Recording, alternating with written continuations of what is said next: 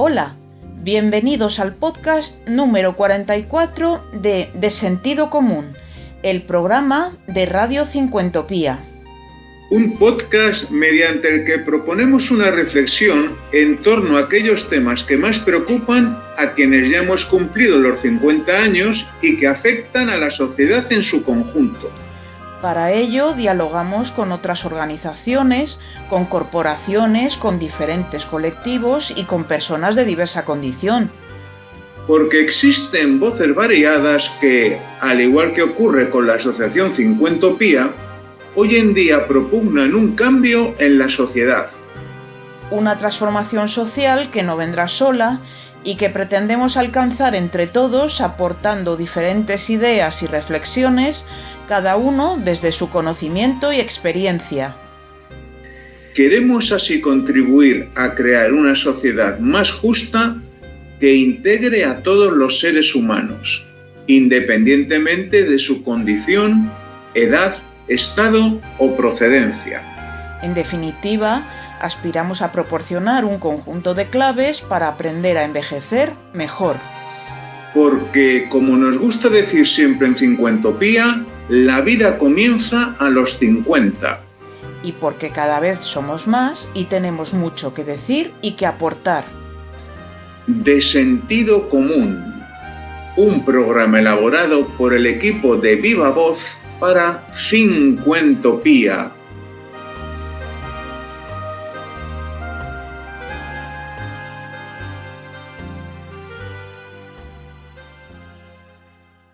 Cada semana en De Sentido Común abordamos un tema que nos permite reflexionar sobre las distintas transformaciones que suceden en la sociedad y que afectan a todos en general y de manera particular a quienes ya contamos con más de 50 años.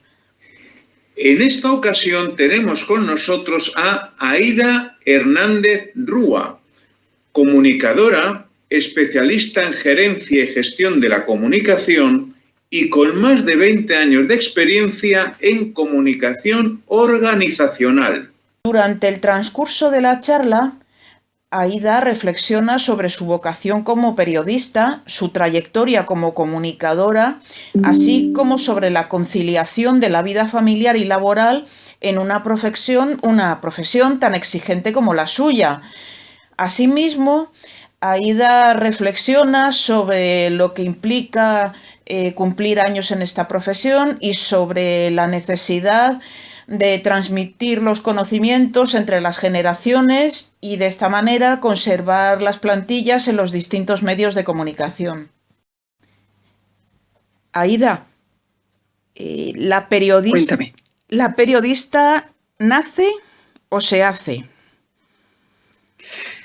A ver, si me preguntas a mí, te diría que uno, si tiene habilidades comunicativas desarrolladas, fortalecidas, yo diría que se hace. Porque en mi caso, por ejemplo, mi deseo era ser educadora, pero con el tiempo se fortalecieron las habilidades comunicativas desde pequeña y eso permitió que al momento de decidir la carrera profesional eligiera la comunicación social y el periodismo, que es como en ese momento estaba el título profesional en donde me inscribí. Y creo que se hace porque esa habilidad de comunicación se va perfeccionando y va afinando el olfato en relación con la actualidad. Entonces, uno busca comunicar siempre de mejor manera el hecho que está sucediendo en la actualidad. Así sea un tema de interés general que no sea de actualidad, al tener la habilidad desarrollada, tú intentas y buscas afinar todo para que la atención sobre ese hecho actual no sea solamente por el momento, sino que tenga un trasfondo, tenga un antecedente, tenga una conexión, y eso permite que el periodista no solamente registre, sino que también haga historia, haga parte de la historia. sea de las personas que escriben la historia. Entonces yo diría que sí pueden hacer, porque aquel que tiene la habilidad innata, digamos que se le da más fácil, pero quien no, también puede hacerlo, también puede encontrarse en el camino.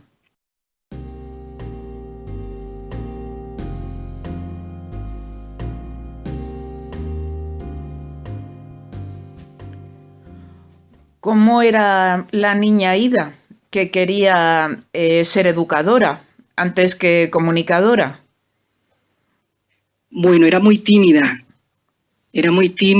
me costaba trabajo relacionarme con los demás, siempre a la expectativa, pero con un sentido desarrollado bastante, y era el de la observación. A mí me gustaba observar porque me gustaba dibujar. Ahí era donde me sentía más cómoda. Y digamos que desarrollé la habilidad de dibujar, la relacioné con la fotografía.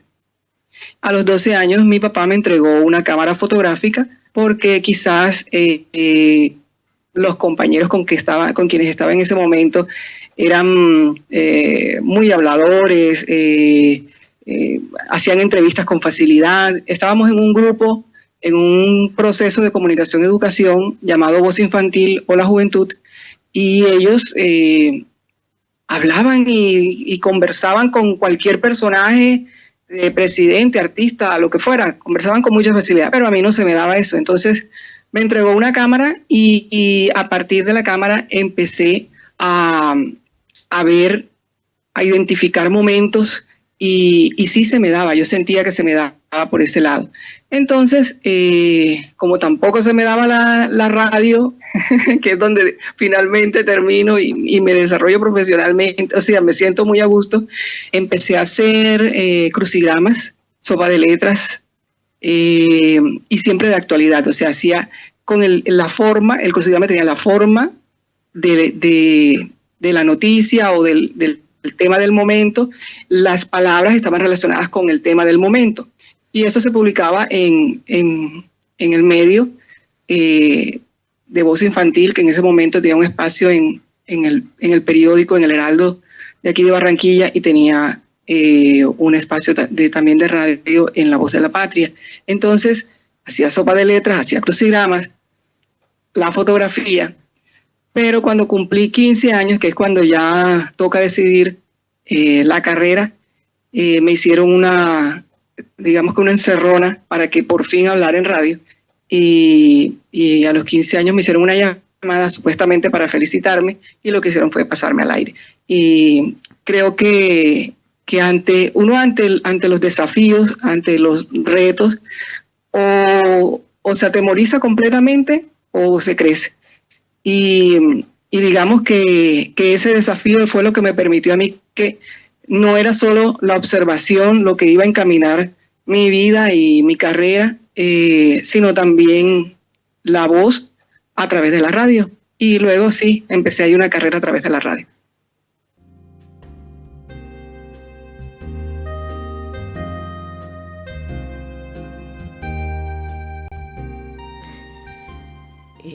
¿Cuáles son los temas que más te han llegado a lo largo de esta carrera ya dilatada? Los temas en los que has tenido que comunicar, en los que te has sentido más a gusto. Yo tengo dos. Uno es la comunicación, definitivamente. La comunicación estratégica. Esa comunicación que aporta, que contribuye a la sociedad. Y la otra es la comunicación con enfoque de género. La primera porque al hacer parte de ese proceso desde la niñez, nosotros en una reunión, un compañero en una ocasión dijo, bueno, y si hay Carnaval de Barranquilla para los adultos, ¿por qué no tenemos un espacio para los niños? Si nosotros hablamos de protagonismo de niños, ¿por qué no tenemos un protagonismo en el Carnaval de Barranquilla?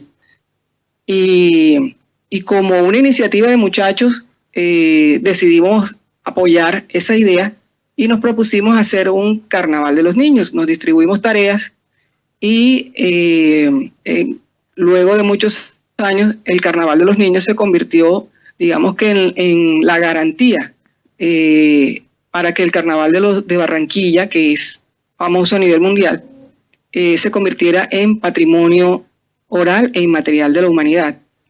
La organización de la fiesta, la empresa organizadora de la fiesta, al segundo año de estar realizando el Carnaval de los Niños como desfile, nos llamó y lo hizo parte de la agenda. Entonces, digamos que se cumplió todo el ciclo de tradición oral, de patrimonio, entregado a los herederos del carnaval, y eso es una garantía para la conservación del patrimonio.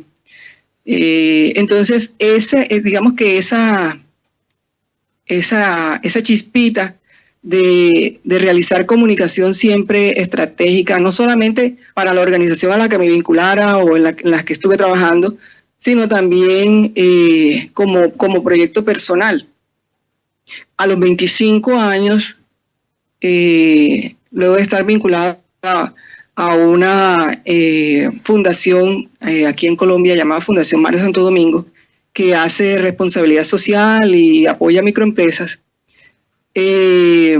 tuve la oportunidad de iniciar un proceso de formación con enfoque de género, de periodismo con enfoque de género. Yo estaba vinculada a la fundación, pero digamos que eso era parte digamos que lo que uno hace para generar ingresos y para realizarse profesionalmente, pero al estar allí, un periodista amigo me dijo que había la oportunidad de una beca con el gobierno sueco y que generalmente las becas del gobierno sueco hace 25 años quedaban solamente o las aprovechaban los profesionales del interior del país, de la capital del país, de Bogotá, no de la provincia. Y él veía que yo tenía una posibilidad ahí, porque de cada seminario elegían solo a 20 periodistas de 28 países convocados, países en vías de desarrollo. Entonces, llené el formulario y todo. Jorge Peñalosa es el periodista, hoy docente de la Universidad Autónoma del Caribe, donde yo egresé.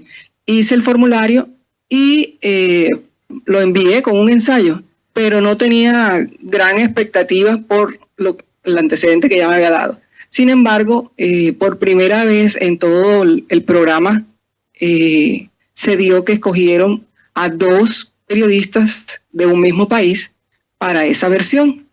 Y ahí fue donde entré. Entonces empecé, sí, y me lo dijeron y lo hicieron como algo cuando llegué a Suecia, ya después de un año, porque esas convocatorias ellos las realizan con un año de anterioridad. Y si uno dice sí, ya uno sabe que sí, para el próximo año tiene ese compromiso.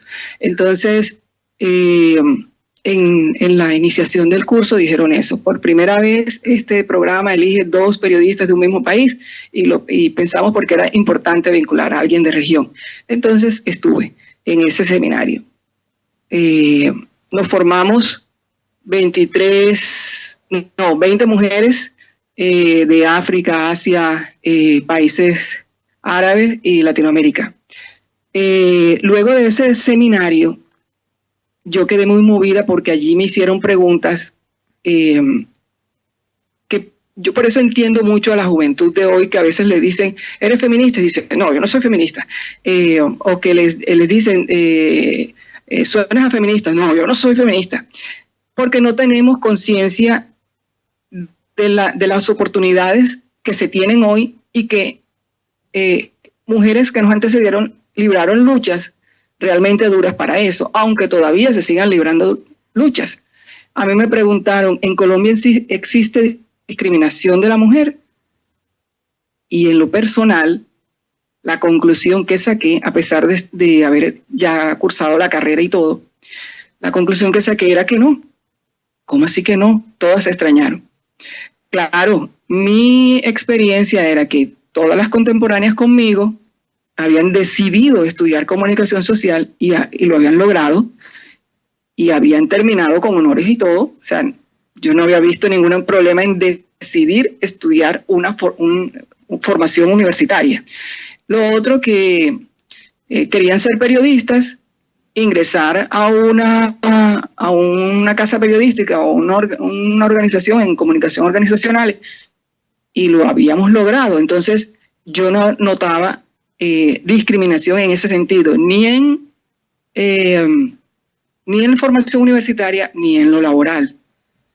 Cuando ya empieza a desarrollarse el curso es cuando empiezo a entender la gran diferencia y la gran oportunidad que a veces no logramos ver porque nos acostumbramos a que las cosas están dadas. Por ejemplo, en ese momento las de países árabes decían que para ser periodistas o para poder realizarse como periodistas, ellas tenían que aceptar o resignarse a ser traductoras o ir contra todo lo establecido, irse de la casa, como hizo una, para poder estudiar a escondidas, para poder estudiar periodismo. Y así, cada una africana, Catherine Ruyen, ella está en Kenia, era jefe de redacción en ese momento, había sido un logro para ella, pero ella era muy fuerte en todas sus opiniones, sus apreciaciones, y para ella eso era normal, pero claro, toda la redacción era masculina y ella era la jefe. Y así fuimos descubriendo poco a poco situaciones que nos iban formando, no solamente con toda la agenda que el programa tenía, sino también con la experiencia del intercambio. Y en ese momento, hace 25 años, nosotros solamente podíamos hablar las que éramos, digamos que no sé cómo decir esa palabra, como muy interesadas en las nuevas tecnologías. Yo tenía correo electrónico, pero ninguna de mis compañeras, si tenían, no sabían cómo manejarlo, y aprendieron ahí. Entonces vi en esa circunstancia una oportunidad de unión de propósitos sin fronteras. Cuando convocaron a un nuevo curso de formación, que ya no se desarrolló en Suecia, sino en Chile, solo para latinoamericanas, escuché en la intervención de todas, esa diferencia que hay en las entonaciones, la forma en que se utiliza el español distinto, y todos nos entendemos, pero a veces no nos entendemos y somos de la misma región. Entonces, al estar trabajando en radio, eso me hizo pensar en que podía elaborar un proyecto que nació como radio, en un proyecto que nació como programa de radio, en donde se escuchara a las mujeres especialistas sin fronteras. Porque cada vez que había una convocatoria, había la oportunidad de hacer radio en onda corta, para que fuera internacional, ¿verdad? Para que pudiera ser escuchada en muchos países. Entonces, así nace Panel Sin Fronteras, al regreso de esa experiencia en Chile.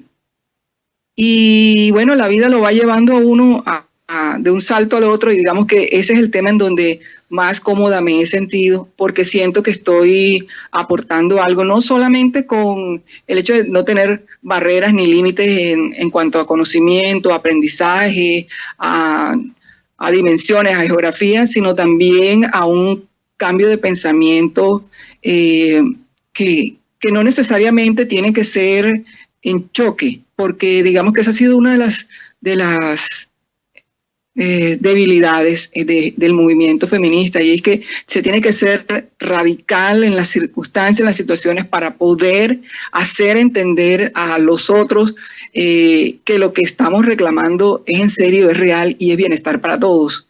Y creo que a través de la comunicación estratégica, de reflexión local, o sea, con visión tanto local como global, se puede lograr.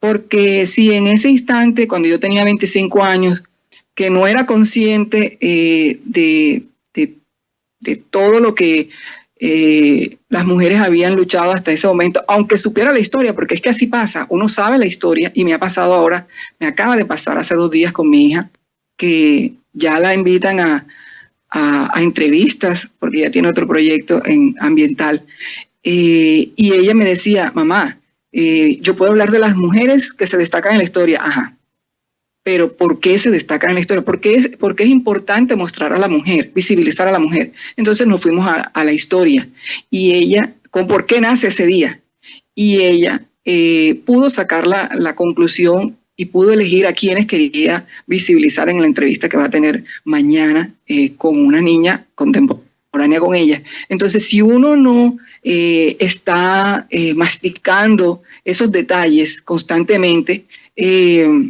digamos que pasa por la vida como si eso fuera normal. Se hace uno, digamos que a la idea de que así va a ser y que, bueno, ¿qué cambio en qué puedo contribuir yo? Es como despertar a través de un mensaje, un texto, una comunicación que no sea divisora, sino que sea que convoque más bien. Porque de eso también nos dimos cuenta en todo el proceso, y es que si uno no hace parte de esta nueva forma de vernos, tanto hombres como mujeres, pues vamos a quedar solas, quedamos luchando solas. El camino se hace más difícil. Entonces, ¿cómo abre paso uno a la conciencia sobre los sesgos de género o a la corresponsabilidad en el hogar o a una nueva mirada de liderazgo en la política? ¿Por qué es tan importante que haya referentes de mujeres en dimensiones o en espacios en donde antes no lo era, como la ciencia o como la presidencia de países? Entonces siento que ahí es donde más cómoda me he sentido entre la comunicación estratégica y el enfoque de género.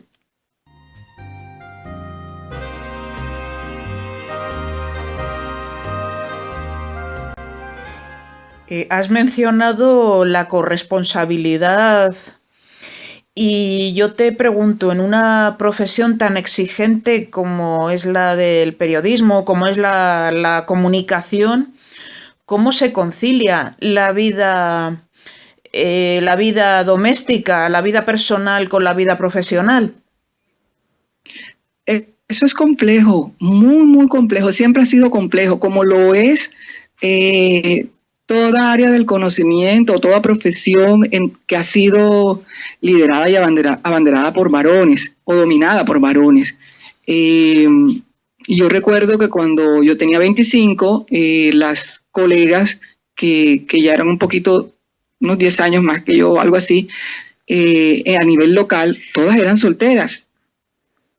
Y algunas decidieron tener hijos solas, con el novio que tenían en el momento, por decirlo así, para no sentirse, estaban como chocando, ¿verdad? Pero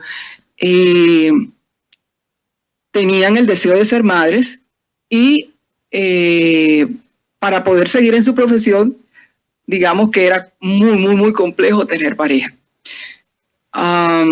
Pero creo que también está en cómo nosotras, mujeres, seamos capaces de hacer pedagogía, no solamente para los demás, sino también para nosotras mismas. En una entrevista me preguntaban qué pensaba yo que era el empoderamiento, por ejemplo. Y el empoderamiento no es que yo ahora me contrataron, tengo ingresos, tengo autonomía, dominio sobre mí, yo manejo mi dinero, ya estoy empoderada, puedo decidir. No. El empoderamiento es un proceso que dura toda la vida, porque es un proceso relacionado con la toma de decisiones. En la medida en que yo soy capaz de tomar decisiones y esas decisiones compartirlas, ya no como un proyecto personal, un proyecto individual, sino como un proyecto colectivo, y digamos que integro o soy capaz de integrar mi proyecto personal o individual a ese proyecto colectivo que se llama familia, digamos que la corresponsabilidad tiene futuro. ¿Por qué? Porque le demostramos y damos ejemplo a otros que sí se puede. No es fácil porque toca que el varón entienda que no solamente es protector, proveedor, sino que también es responsable de hogar y crianza. Entonces ahí se empieza a equilibrar las cargas. No es fácil, cuesta mucho trabajo que el modelo, porque son cambios culturales, que el modelo empiece a cambiar, pero yo diría que ya se está logrando. Yo veo a muchas tratando de lograrlo. Sin embargo, ¿qué pasa? ¿Por qué te digo que el empoderamiento es una toma de decisiones que dura toda la vida? Porque uno también termina decidiendo qué clase de mujer quiere ser, qué clase de profesional quiere ser, qué clase de esposa y madre quiere ser. Si te doy un ejemplo personal, que el mío, hubo un momento en que yo tuve que decidir de acuerdo a lo que yo creía que era mi historia, y yo quería que fuera mi historia. ¿Qué pasó? Yo tenía 13 años de estar vinculada a la fundación. Tenía 3 años de casada y acababa de quedar embarazada. Yo tengo muchísima ayuda o sea, él entiende la responsabilidad del hogar y de la crianza. O sea, la asume con 100%, pero eso no quiere decir que uno, si tiene esa ventaja, se vaya a acomodar en sus laureles. Entonces, mi decisión, al darme cuenta que tenía 37 años, que no sabía si ella iba a ser la única, yo siempre quise ser madre. Y para mí, en este momento, la vida iba hacia adelante y yo no iba a tener oportunidad de vivir algo que posiblemente se me da una vez. Tomé una decisión muy fuerte y tuve el señalamiento de mis congéneres y fue el retirarme de una institución en donde tenía completa tranquilidad y estabilidad para ser independiente. Entonces, ¿qué nos ha dado a nosotros el feminismo? No solamente nos ha empoderado, nos ha dado un enfoque de género, nos ha dado conceptos como el de la corresponsabilidad para un bienestar de familia, de sociedad, que ojalá se siga desarrollando, sino también nos ha dado la oportunidad de decidir qué clase de mujeres nosotros queremos ser. Y no porque el movimiento hasta el momento haya dicho que es así o que debería ser así, ese va a ser el único patrón. Y esa fue mi decisión. A partir de allí, mi trabajo ha sido independiente en la comunicación digital, que es lo que siempre me ha gustado, comunicación digital estratégica y en asesoría. Y finalmente, ahí es donde he tenido también la oportunidad de desarrollar el proyecto personal desde casa a través del teletrabajo con Panel Sin Fronteras. O sea, las cosas se van dando y yo ahora me siento realmente satisfecha y feliz del hogar que tengo, del desarrollo que ha tenido mi hija Gabriela, que me enseña, porque a veces uno cree que como adulto tiene hijos para enseñarles y resulta que termina aprendiendo uno de ellos. Entonces siento que tanto la corresponsabilidad como el enfoque de género es un camino que todavía estamos labrando y que sí cuesta muchísimo trabajo porque depende de en qué cultura o en qué comunidad o en qué sociedad se desarrolla. Y le corresponde, yo creo que ahí tenemos gran responsabilidad, tanto comunicadores como periodistas, no solamente dar información, guiar, sino también ser ejemplo o mostrar testimonios que puedan ser ejemplo para la sociedad.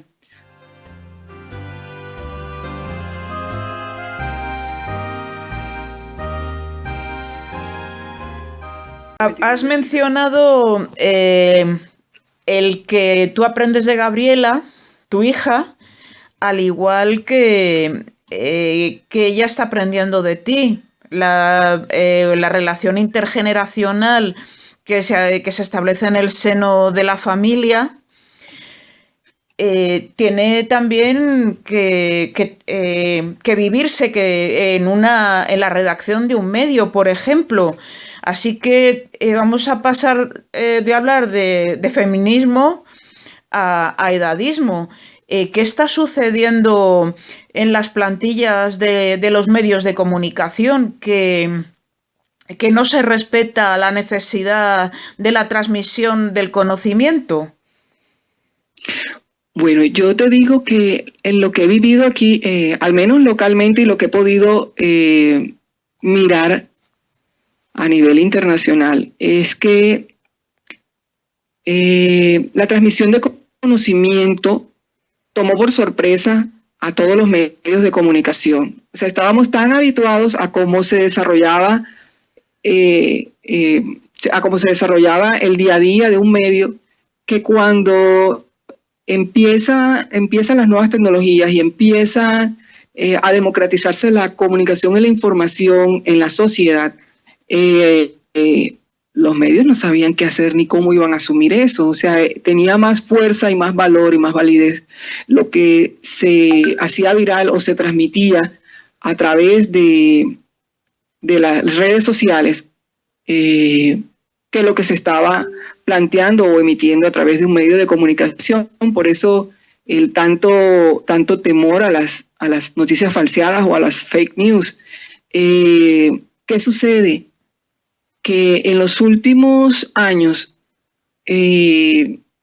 todo lo que estaba relacionado a redes sociales en los medios de comunicación se les entregaba a los más jóvenes, y los más jóvenes apenas estaban formándose.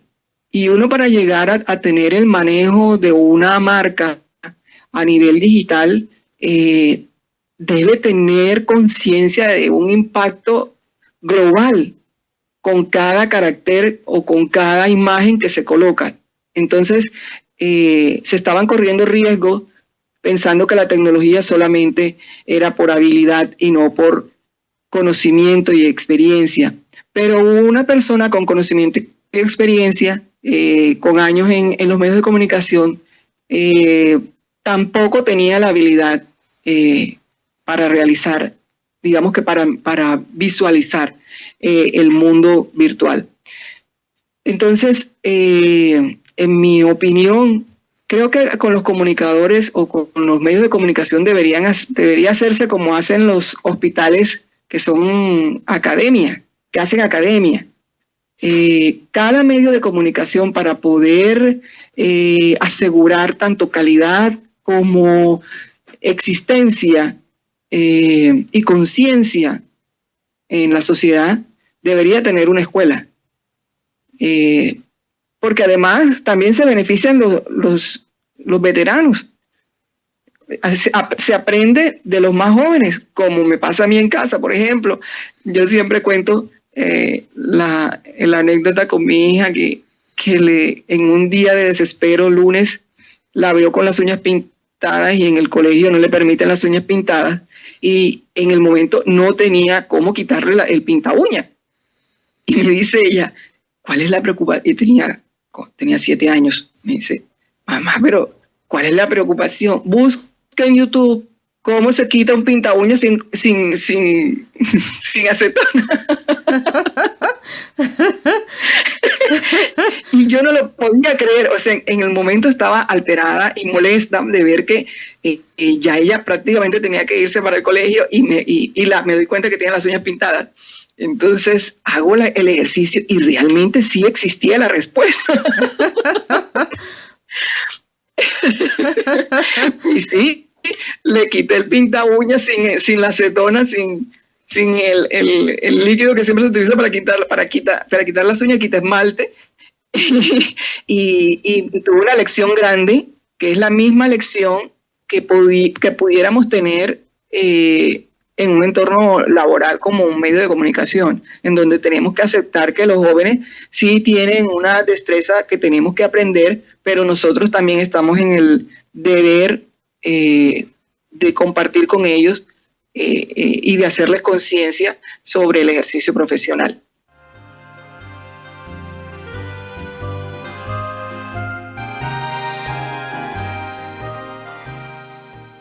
para hacer esta entrevista circular, ya que nos vamos acercando al final, vamos a volver por el principio y vamos a volver al Carnaval de Barranquilla, al carnaval que fue un poco el germen de la vocación de Aída.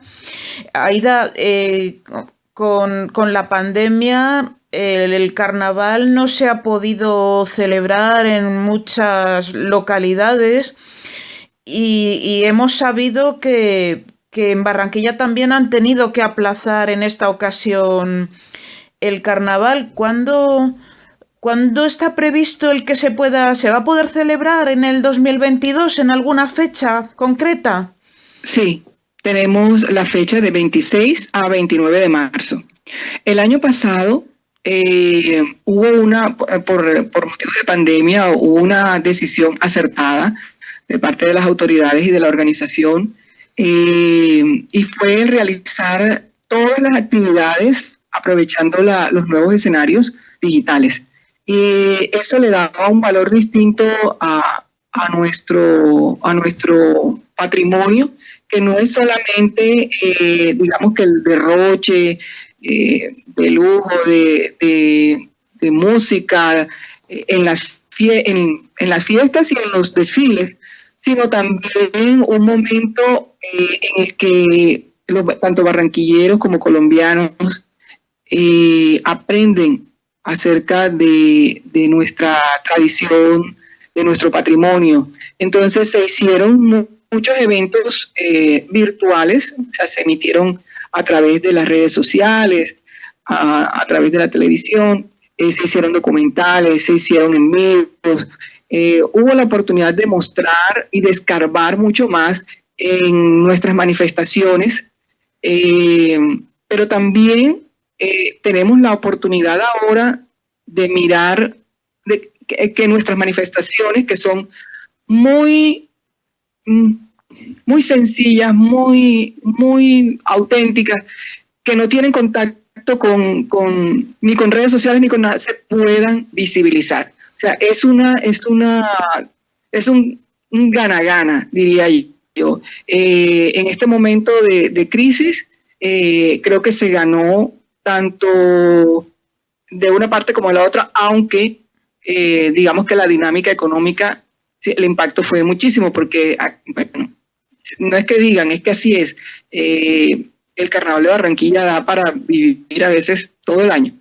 Y si no se realiza, el impacto en las familias es muy grande. Sin mencionar que el Carnaval de Barranquilla, digamos que es la cara a nivel internacional, porque aquí Carnaval se realiza en todo el departamento.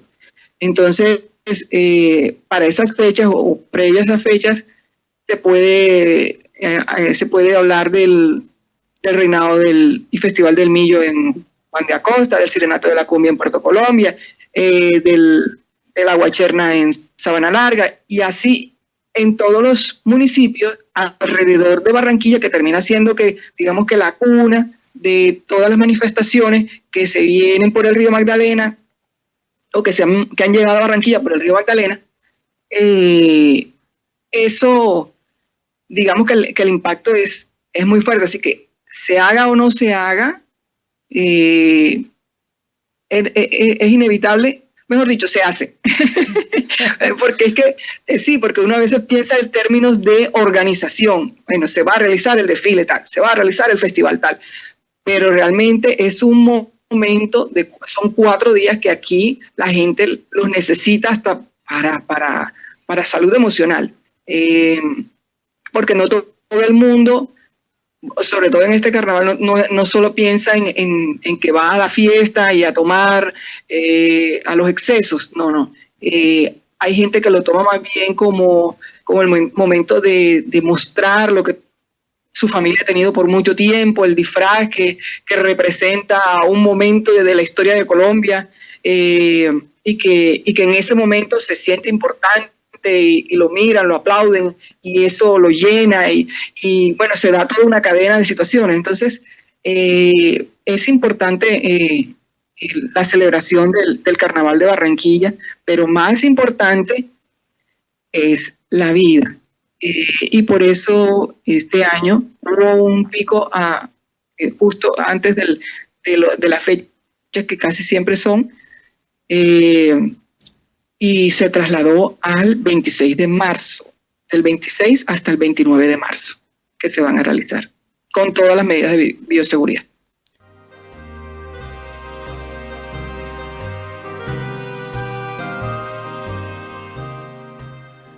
A través de las palabras, de la voz cálida de Aída, pues hemos asistido, bueno, nos ha, como dice una expresión muy castiza, nos ha puesto los dientes largos y nos gustaría cruzar el charco y asistir al carnaval.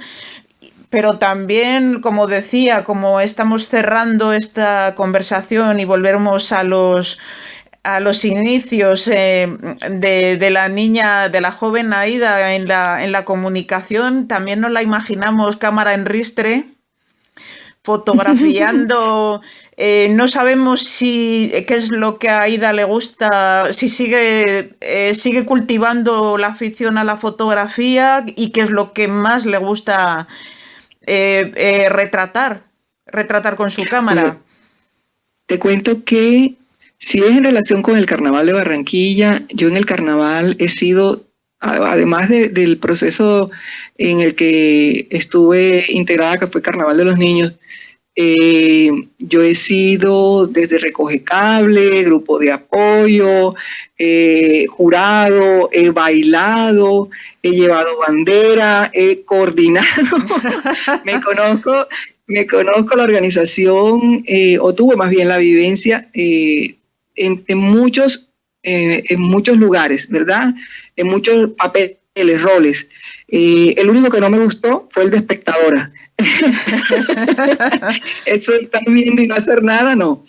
Pero en cuanto a la fotografía, yo te diría que me gusta captar el momento y trato siempre de buscar el ángulo en el que no todo el mundo está. Como encontrar esa partecita de la historia, del momento que uno se lleva para toda la vida. Ese ha sido siempre mi objetivo al obturar. Pero en los últimos años sí te podría decir que me obsesionan los pájaros, el comportamiento de la naturaleza. A veces me detengo en los insectos porque me sorprende cómo cada especie viva, eso lo he aprendido de mi hija, porque antes no le era tan observadora en eso, cómo cada especie con vida tiene un rol importante, que a veces por prejuicios uno dice, ay, vamos a limpiar, vamos a quitar esto aquí que me está molestando, y resulta que todo es un ciclo que uno tiene que respetar y con el que tiene que convivir.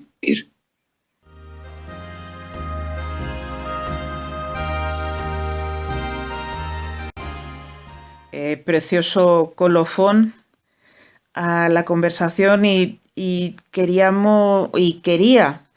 en nombre de los escuchantes del podcast, pues el que seas tú la que cierres la conversación y que a este colofón tan hermoso que has iniciado, bueno, pues que le pongas el cierre. Charo, muchísimas gracias por esta oportunidad. Y el nombre del podcast lo dice todo. Tanto la vida como las decisiones, como el día a día, las oportunidades, las adversidades, a todas uno le tiene que poner sentido común. Eso es lo que nos ayudará siempre a tener una mejor experiencia de vida. No quedarnos en si nos equivocamos o no nos equivocamos, o cuál va a ser la mejor decisión. Siempre que le pongamos sentido común, muy seguramente nos vamos a acercar a una experiencia para toda la vida. Un placer, Aída. No, gracias a ti. Fabuloso. Gracias. Muchas gracias a Aída Hernández Rúa por todas las ideas y reflexiones aportadas durante el transcurso de nuestra conversación. Cada semana en De Sentido Común, un tema para comprender mejor el complejo contexto que nos rodea.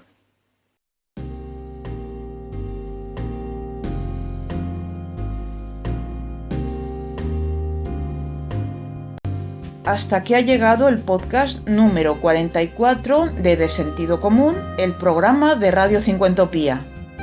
Un podcast semanal mediante el que proponemos una reflexión en torno a aquellos asuntos que más preocupan a quienes ya hemos sobrepasado los 50 años. Nuestro objetivo es abordar las singularidades en distintos ámbitos legales, sanitarios, medioambientales y profesionales que acontecen a este segmento poblacional y que consideramos son de interés para la totalidad de la sociedad. De Sentido Común, el programa de Cincuentopía para todos los que ya hemos cumplido los 50 años y pensamos que lo mejor está todavía por llegar. Nos despedimos hasta el martes próximo.